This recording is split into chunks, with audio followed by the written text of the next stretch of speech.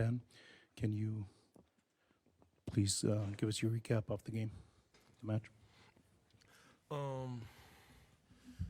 Yeah, a tough one for me because I thought for a lot of the match I was playing at a pretty high level. I thought I had so many break chances. I don't know what the exact number of break points was, but 5?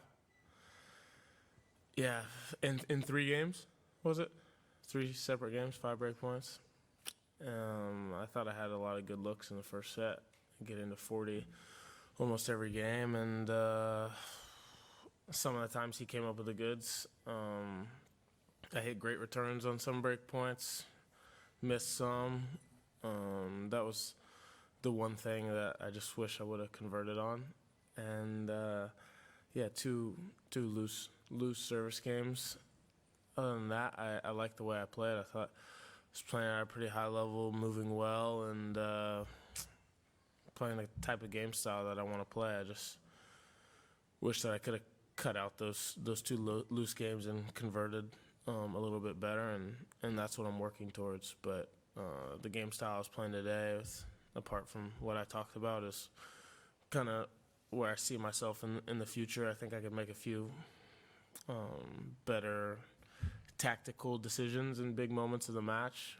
When I change line with my forehand, what balls I change direction on so I don't get burnt on the next one. Just a few little things. Talking about your style of play, but you served and volleyed first and second serve for the first 2 points of the match, and then very sparingly after that. Did you intend to serve and volley more and back off, or was it attempt to just ambush him, or what was the thinking? No, I was looking for it at the right moments. I also kind of wanted to see what he was going to do with the return of serve, which he was more committed to hitting the ball and trying to get it down today. Last time I played him, he was pretty exclusively chipping the forehand when I went big into that corner. So I wanted to see if he was block chipping it, because that's a great play for me to serve and volley on and get some balls above net level. So I think for me it's something that I want to mix throughout the match. And some matches I'll do it more, some I'll do it less. I wish I would have mixed it in a little bit more in the 2 games that I got broken today, just to throw him off a little bit and give him a different look. Obviously, Carlos, very difficult player to play against. Could you just talk about what it is that makes him so hard to play against? Maybe, compared to some of the other top guys, what stands out for you? Yeah, one of the things about the top guys is the better you play and the better you hit the ball, they actually hit the ball better as well. The more rhythm that you give them, they really get to find their game and feel more comfortable. With Carlos, obviously a great offensive player, a lot of weapons with the ground strokes and the volleys, but his footwork is a weapon as well. He can extend points, counter punch, play defense, and is pretty good passing when you're at the net. I think that's one of the things, I guess, being an all-court player that makes it difficult playing against him. I felt like there's plenty of times today I thought I was in control of the point and hit great shots, and he either got an angle past me or a lob over my head, and that makes it a little difficult to just commit to keep going into the net and keep flying in when he's making those plays and coming up with the shots. A question for Mr. McEnroe. Where do you see Ben and the US tennis overall in 3 or 4 years? I see Ben in the top 5 in the world. If he keeps progressing, I think he's got the ability. He wants it. He's worked at it. He's better than he was to me a year ago, more complete. But as you can see when you play, he's in a way a legend. He's 21. He's won 4 slams. He's one of the fastest players. Ben hit some great drop shots. He hit some incredible shots off those shots. Ben absolutely roped that return on the first break point. I guarantee you 95 out of 100 people wouldn't have gotten it back. And he makes you play, but I think he's going to be up there with those guys, and that would be great. I think American tennis is getting closer. You saw Taylor is in the finals. France has been a couple semis. Ben's in the semis. We're going to make the breakthrough. I think Ben, I believe, is going to make a breakthrough in the next couple of years. Just pick up on what you said about the better you hit the ball against the top players, the better rhythm they get. Is that then a challenge for you in the sense that when you get into a match like that, you end up hitting your best shots when they hit their best rhythm? So if they occasionally give you a bit of junk, that's when you're more likely to make the mistake. Depends on the player. Everyone's a little bit different. Like, you play a guy like Jannik Sinner, he doesn't give you that much junk. Everything's pretty clean. He's sound off both wings. Big server, pretty consistent with his speed, hits his spots. Carlos has a little more variety to his game, but if you just try to play on the same plane and beat a guy like Sinner off the ground stroke, just pound for pound, it's more difficult than, like you said, junk balls or sometimes throwing the ball up in the air, changing speeds and spins, going off pace sometimes. That's kind of more of what I was talking about.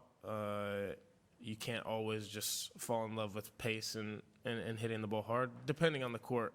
Especially on a court like this, you don't get much out of hitting big shots. Like he said, that one return I hit on break point, 95% of people wouldn't have got it back. You know, on a different court, maybe that's 99%. So yeah, I think there's a lot of small things that you have to think about when you're playing different players. Everyone is very different, but I think that playing with a lot of pace and hitting every shot looking the exact same is not usually the way to go for my game. Ben, today, for me, it was the biggest difference when you were in the neutral rally with Carlos. It means when you were in attack rally, this was no problem for him or for you. But neutral rally, what do you think you need to improve the most to be competitive with the best?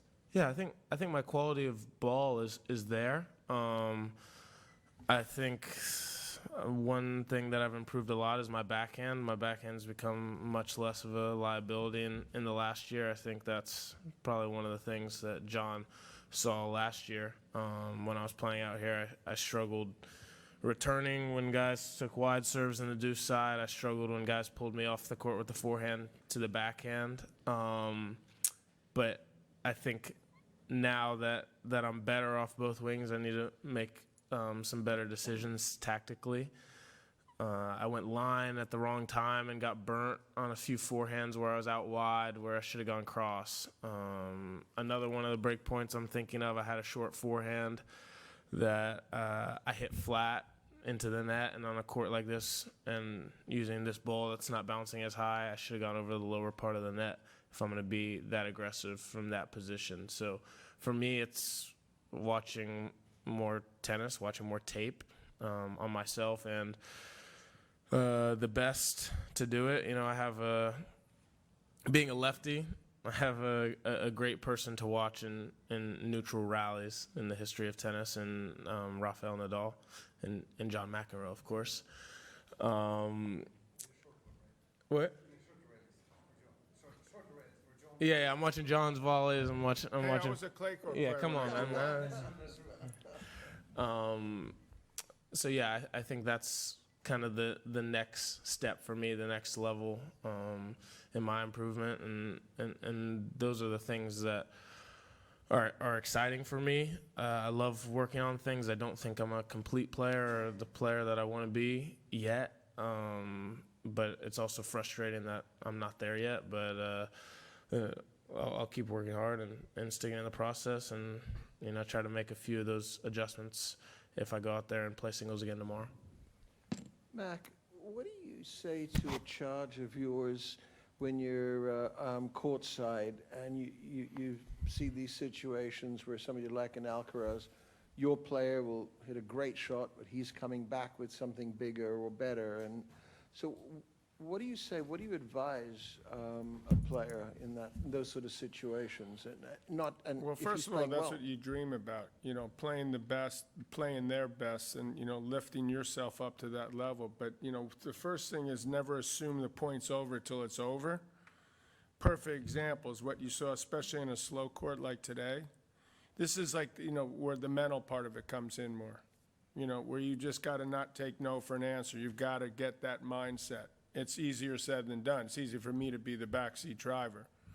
It's a lot tougher to execute that consistently, but that's what, you know, the next step for me, in my belief, for Ben. You know, and he's getting there. You got to understand the situation and, you know when to pull the trigger and where to, you know, all those decisions that hopefully become second nature.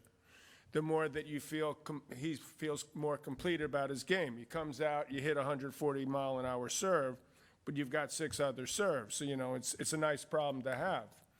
But these are the type of decisions that you need to make consistently well against the top guys. And it's a good learning, it's a great learning experience. I mean, Carlos Alcaraz is the most complete player I've ever seen at his age.